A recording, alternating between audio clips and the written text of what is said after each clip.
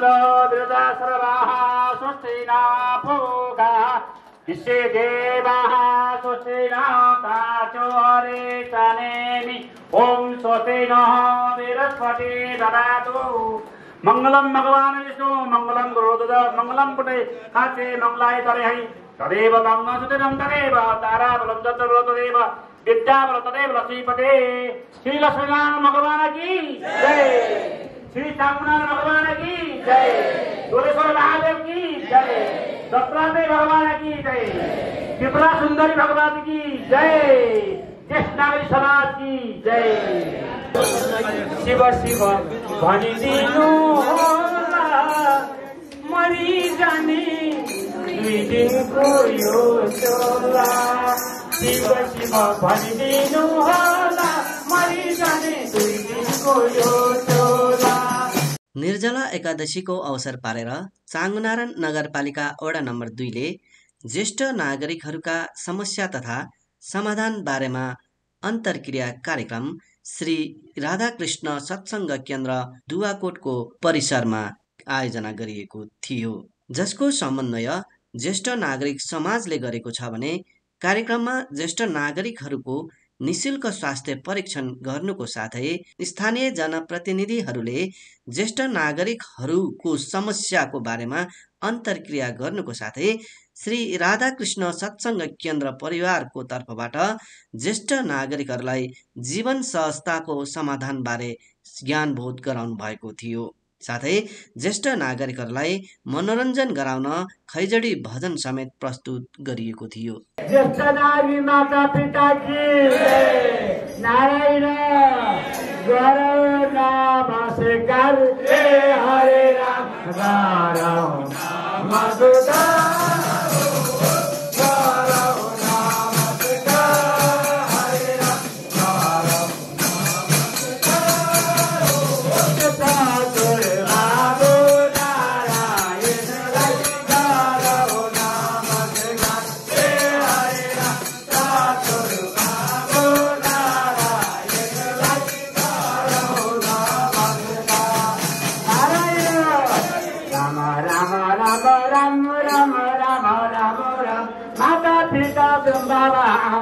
नारायण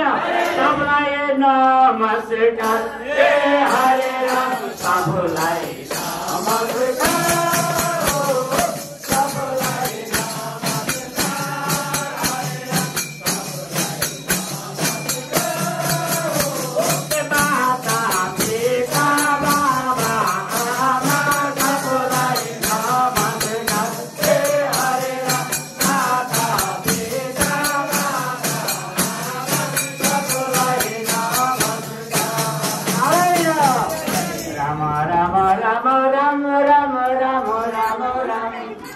पहिला हेर अब जेकान्ते गर्दा पनि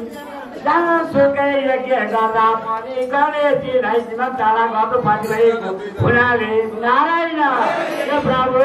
जय गुरु गणेश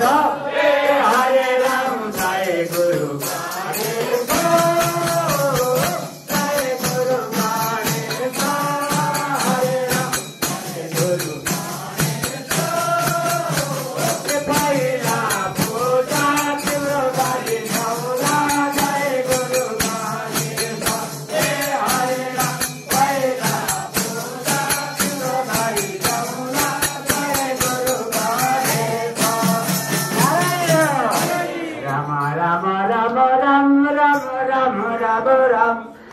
महाराजका उपरमा श्री सुखदेव स्वामी भन्नुहुन्छ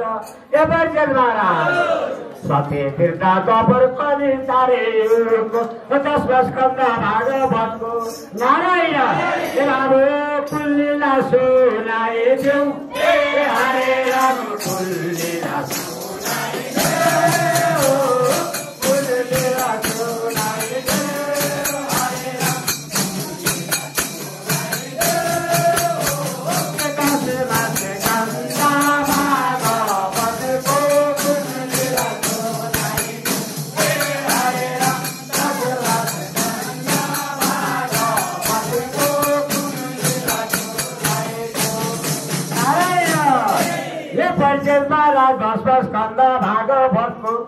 सत्य तीर्थ कनि चारिको कुरा राम राम राम राम हेर सत्य युगमा जलसाई भगवान विष्णु हृदयवासी प्रभुले लीला छ गरेको तीर्थायुमा भन्छौ भने सूर्यवंशीका छोरा दशरथ महाराजले अयोध्यका दरबारका बिचमा कौशल्याखी सुमित्रा तिनले रानी हुँदा पनि दशरथ महाराजको अयोध्यका दरबारका बिचमा महाराज नारायण सन्तान भएनन् हरे राम सन्तान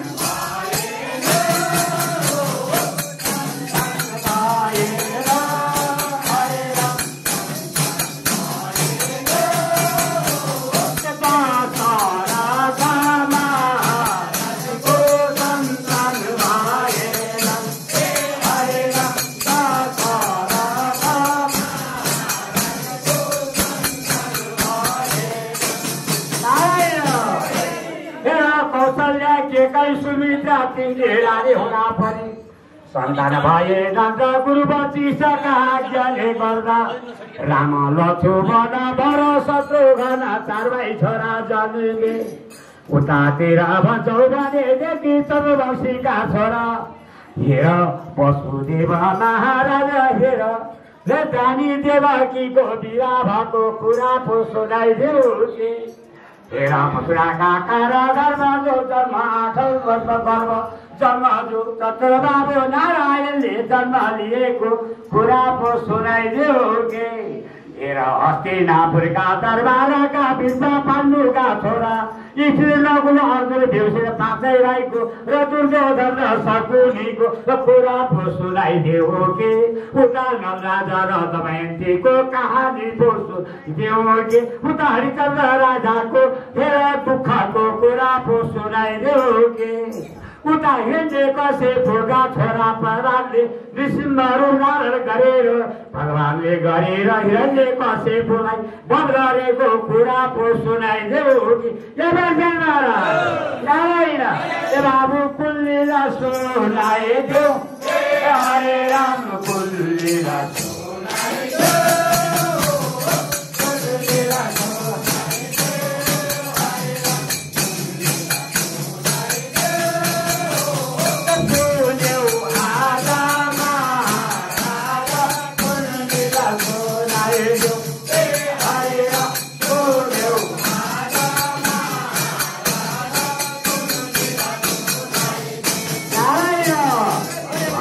सुखदेव स्वामीले पञ्चेलमा राखका उपरमा भएपछि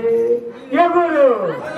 अब हेर अयोध्यका दरबारका कुरा स्वच्छ रूपले भोलि सुन होला जसाई भगवान विष्णुले मथुराको कारागारमा के कारणले जन्म लिए नारायण हे प्रभु कृष्ण लीला सुनाइदेऊ हरे राम कृष्ण लीला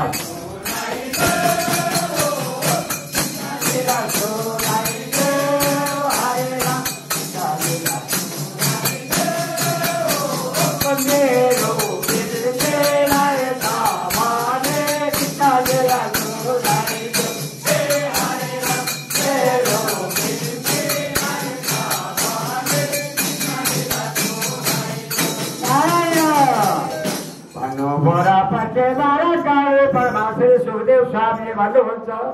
मालिक 14 भुवनकी भगवती खातिर प्रजयमा गई लीला गर्नु भयो यशोमतीजीको कोबाट पैदा भए नन्दैका कुललाई उज्जवल गरी भक्तै उपर प्रेम गरे कंसैको पनि सत्यनाश हुन गयो जसका प्रभावले गरे नारायण राम राम राम राम राम राम राम राम हेर इन्द्र अग्नि यमराज वरुणमा इन्द्रादि 33 कोटी देवदेवतालाई पापका फुलले कंसासुरले नारायण प्रभु दुःख दिएर हरे राम दुःख दिएर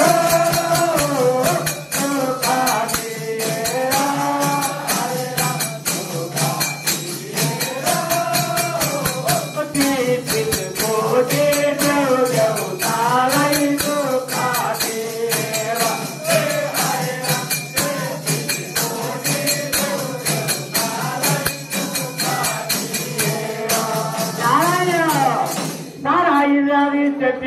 देवतालाई स्वर्ग लोकबाट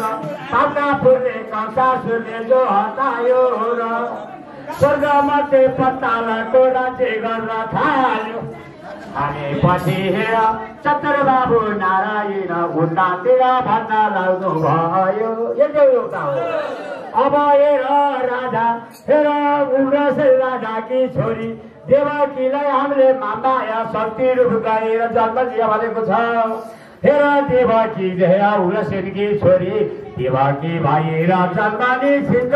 उता वसुदेवको आएर विवाह गर्नेछन्। अनि उनको भएर 8औं गर्भबाट बालक पैदा भएर सारा स्वर्ग मुलुक भरको यही एउटा हो।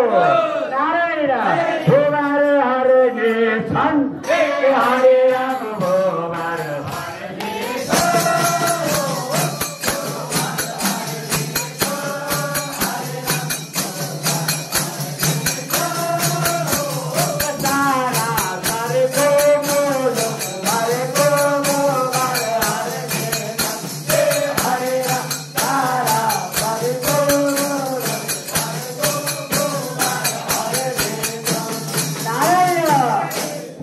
यस्तो वैकुण्ठका दरबारमा यस्तो जलसाई भगवानको हुकुम जो भयो र नारायण हे प्रभु छोरी जन्मी छन्, हरे राम छोरी जन्मी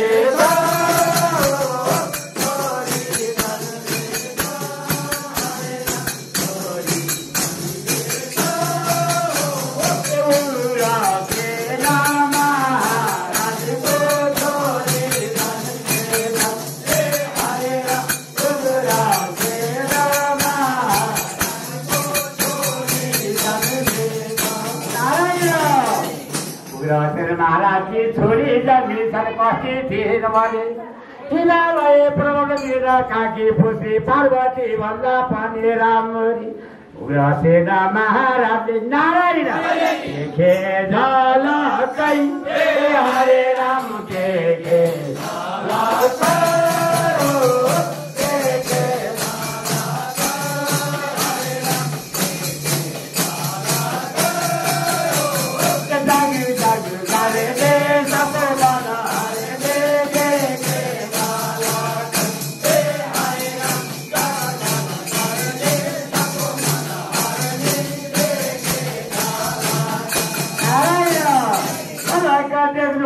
मेरो आज भाग्यमा कस्तो रहेछ।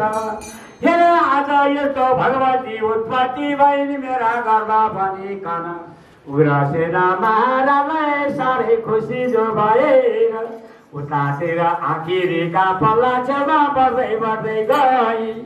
हेर उता सूर्य वंशीका छोरा हेर राजा वसुदेवले नारायण देखे झलकै हरे राम देखे